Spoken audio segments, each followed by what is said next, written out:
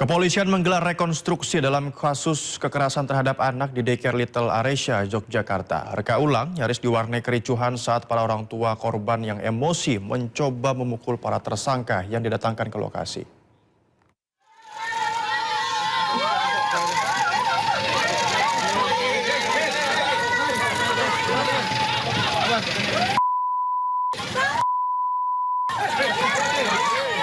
Kedatangan para tersangka dalam rekonstruksi atau reka ulang yang digelar aparat kepolisian dalam kasus kekerasan terhadap anak di daycare Little Aresya, Yogyakarta nyaris diwarnai kericuan. Orang tua korban yang emosi mencoba menerobos pengawalan polisi, mencoba memukul para tersangka saat keluar dari mobil tahanan. Orang tua korban berharap para tersangka dapat dihukum berat. Selain itu, para orang tua juga meminta 17 orang pengasuh lainnya juga ditetapkan sebagai tersangka. Ini harapan kami selaku orang tua dari para korban ini berharap tersangka yang sudah hadir pada hari ini bisa dijerat hukum yang seberat-beratnya dan kami selaku orang tua bisa mendapatkan keadilan. Khususnya di anak-anak kami yang masih sampai hari ini masih proses pendampingan secara psikologis, baik secara perilaku maupun secara sikap, baik itu perbuatan mungkin dari sikap anak-anak kami yang masih dalam proses pemulihan. Sebelumnya, aparat kepolisian telah menetapkan 13 orang dalam kasus kekerasan terhadap anak daycare Little Aresya, Yogyakarta. Dari jumlah tersebut, 11 orang merupakan pengasuh dan 2 lainnya merupakan kepala sekolah dan ketua yayasan. Dari Yogyakarta, Gunarto Farhan, iNews melaporkan. Roy Suryo resmi melaporkan advokat Lehumanan dan ahli forensik digital Rismon Syanipar ke Polda Metro Jaya atas dugaan pemberian keterangan palsu dalam akta otentik dan fitnah terhadapnya.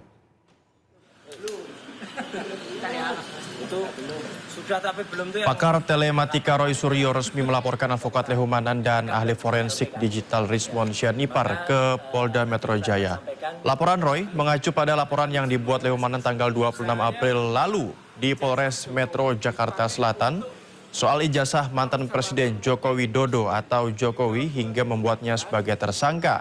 Selain itu, Roy Suryo juga melaporkan Rismon Syanipar dengan sangkaan pasal 434 KUHP tentang fitnah dan pasal yaitu 438 KUHP tentang persangkaan palsu.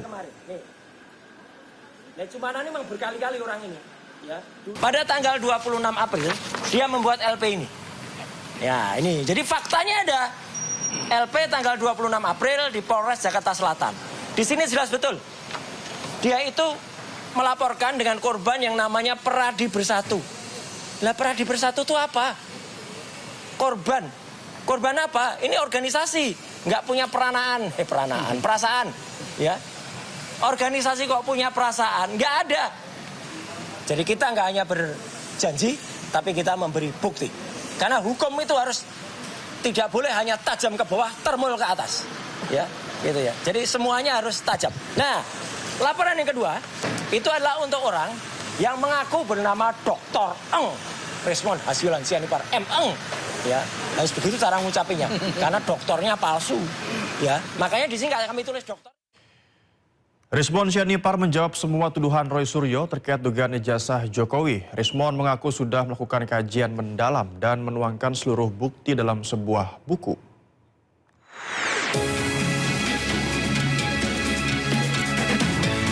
Tak gentar dilaporkan Roy Suryo. Datangi Polda Metro Jaya, Rismon membawa serta buku barunya yang berjudul Monografi Otentifikasi Ijazah Jokowi. Rismon menyebut menggunakan perbandingan foto Jokowi di ijazah dengan foto saat Jokowi menjadi presiden dan cocok. Tidak hanya foto, Rismon juga membandingkan ijazah Jokowi dengan ijazah rekan-rekan satu angkatannya di UGM. Nah, di situ ada bab 1 uji emboss dan watermark. Di sini saya buktikan bahwa bukan hanya pada ijazah Pak Joko Widodo yang di-upload oleh Dian Sandi Utama yang ada emboss dan terdeteksi emboss dan watermark. Tetapi rekan-rekan satu angkatannya pun Sri Murtiningsi, Hardianto, ya kan, Pronojiwo, bahkan Bambang, ijazah Bambang yang dipakai sebagai dipakai di persidangan CLS Solo juga memiliki itu emboss dan watermark. Jadi confirm. Ketika kita melakukan sejumlah metode, maka kita perbandingkan juga dengan sejumlah data masukan. Rismon meminta Roy Suryo CS menanggapi semua bukti dengan cara ilmiah melalui buku. Rencananya buku monografi otentifikasi jasa Jokowi ini akan disebarkan ke perpustakaan-perpustakaan. Dari Jakarta, tim liputan iNews melaporkan. Kita ke informasi lainnya pemirsa, Komisi Pemberantasan Korupsi tetapkan 4 tersangka dari hasil operasi tangkap tangan di Kabupaten Muara Enim, Sumatera Selatan. Penetapan tersangka berdasarkan gelar perkara yang dilakukan KPK.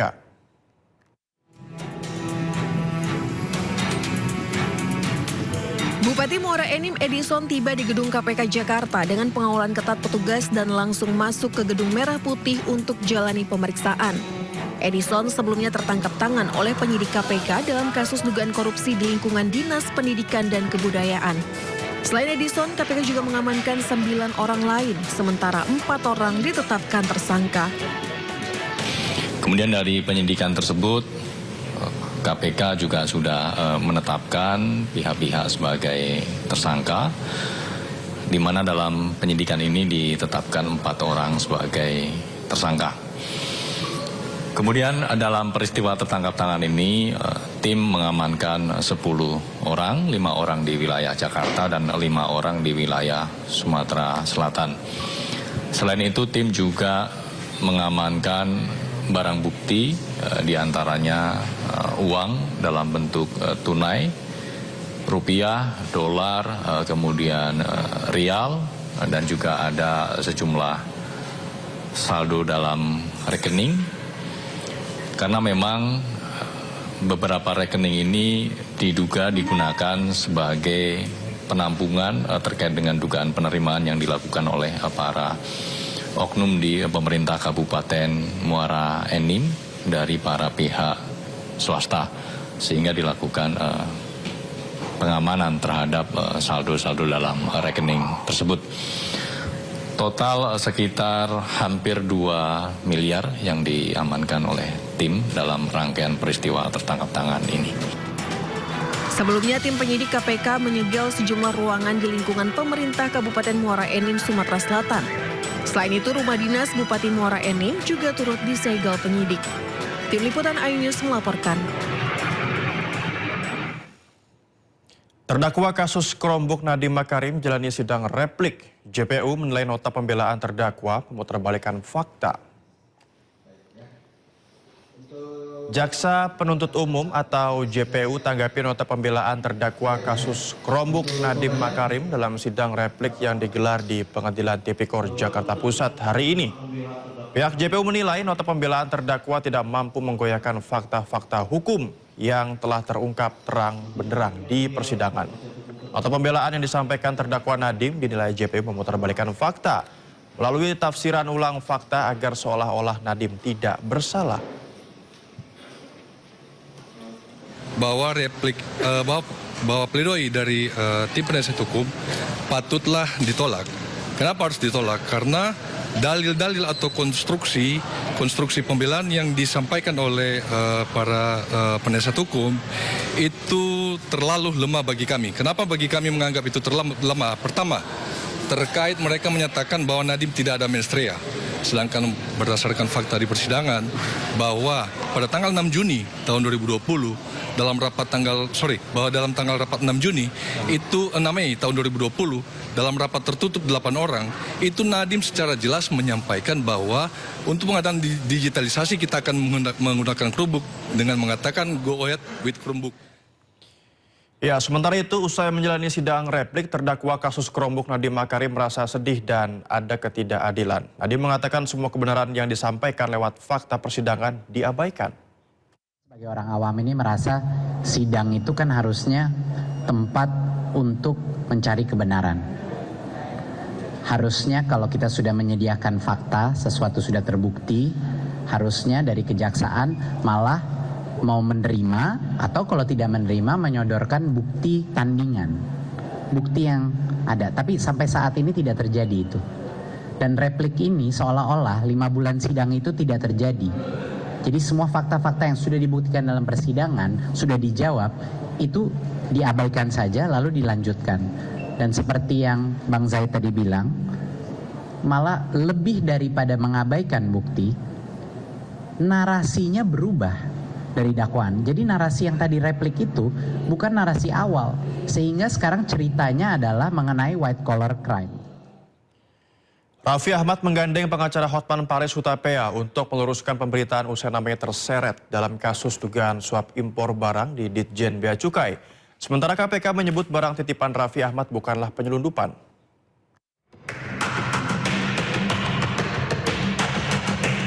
Nama utusan khusus Presiden bidang pembinaan generasi muda dan pekerja seni, Raffi Ahmad, jadi sorotan usai disebut dalam persidangan kasus dugaan korupsi importasi barang di Ditjen Bea Cukai.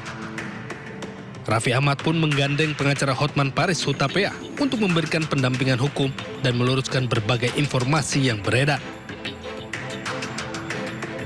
Barusan Raffi Ahmad telepon saya, minta pendampingan hukum melawan semua yang telah memfitnah dia. Ya, katanya nama dia disebut-sebutkan dalam sidang soal Blu-ray kargo import, ya. Oke. Kalau gayanya Hotman Paris itu tidak pernah seperti pengecut, nggak berani konferensi pers. Kalau konferensi pers, Hotman selalu nantang musuh-musuhnya datang sama awak media. Kami sudah sepakat sama Raffi Ahmad akan melakukan konferensi pers di hari Kamis ini jam 2. Sementara itu, Komisi Pemberantasan Korupsi menyebut nama Raffi muncul di persidangan karena diduga pernah menitip barang elektronik ke pihak Blu-ray Kargo. Namun KPK belum mengembangkan hal tersebut dalam penyidikan perkara bea cukai tersebut. Betul itu ada fakta saudara RA itu menitip.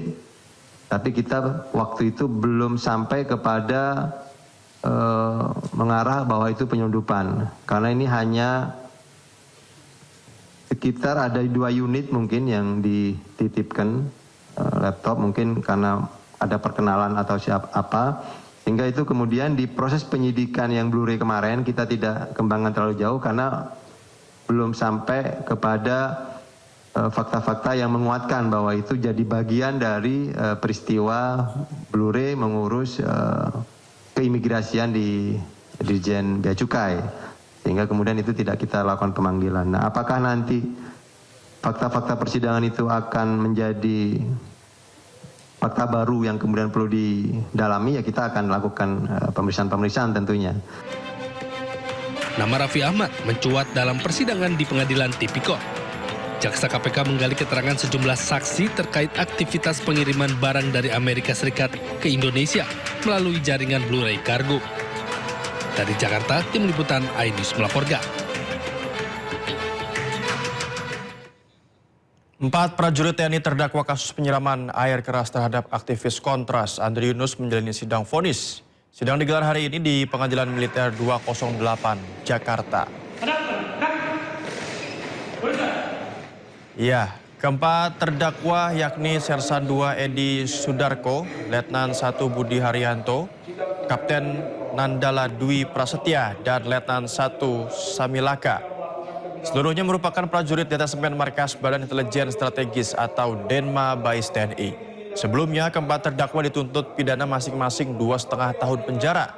Auditor militer selaku penuntut umum menilai keempat terdakwa terbukti melakukan tindak pidana penganiayaan berat dengan rencana terlebih dahulu dan membuat orang lain terluka.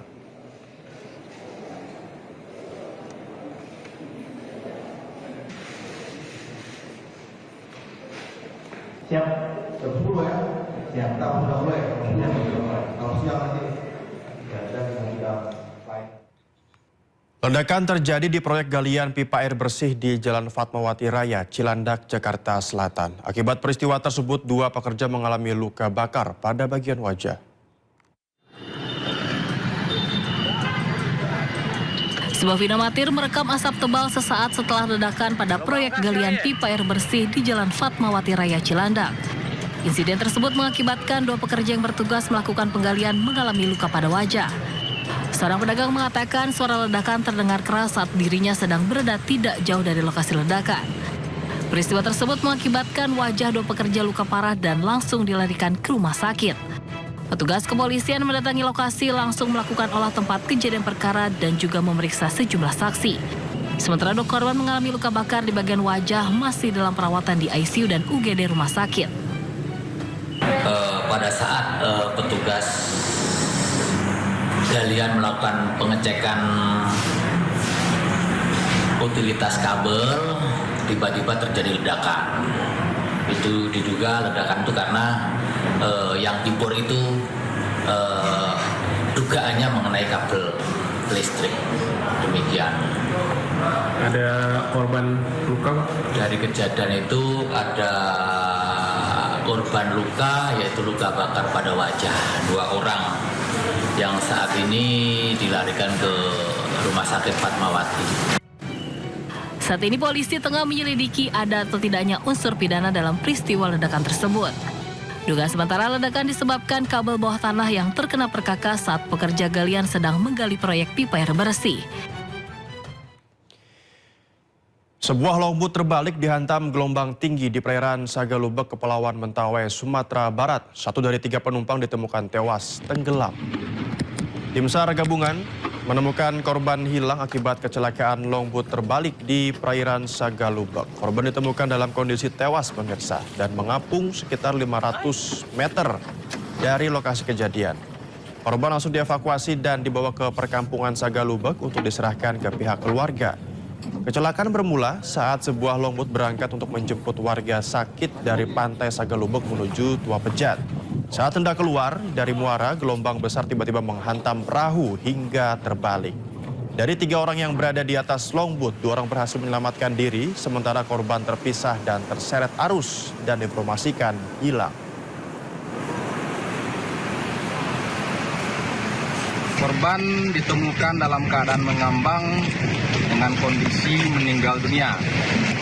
Kurang lebih 0,8 nautikal mil dari LKP. Selanjutnya tim melakukan evakuasi dan korban dibawa ke perkampungan di daerah Sagalubek untuk diserahkan kepada. Aksi penjamretan di Surabaya memakan korban jiwa. Seorang perempuan aparatur sipil negara meninggal dunia karena terjatuh dan terbentur aspal jalan saat mempertahankan tasnya dari pelaku jambret.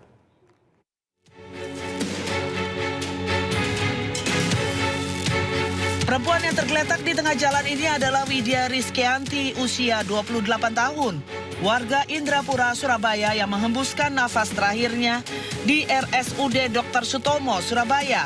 Korban sebelumnya koma selama 4 hari setelah terjatuh saat tasnya dirampas oleh jambret yang mengendarai sepeda motor di Jalan Kusuma Bangsa, Surabaya.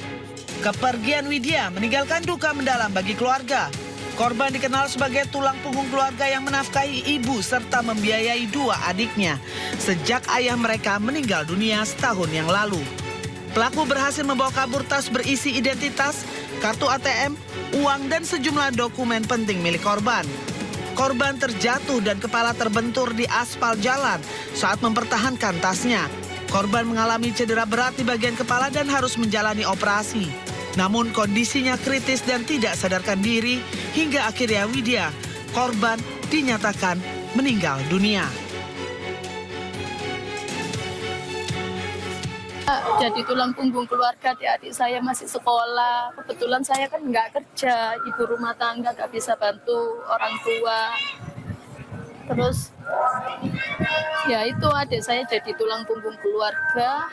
Dia berusaha untuk menyekolahkan adik-adik saya, menafkahi ibu saya juga.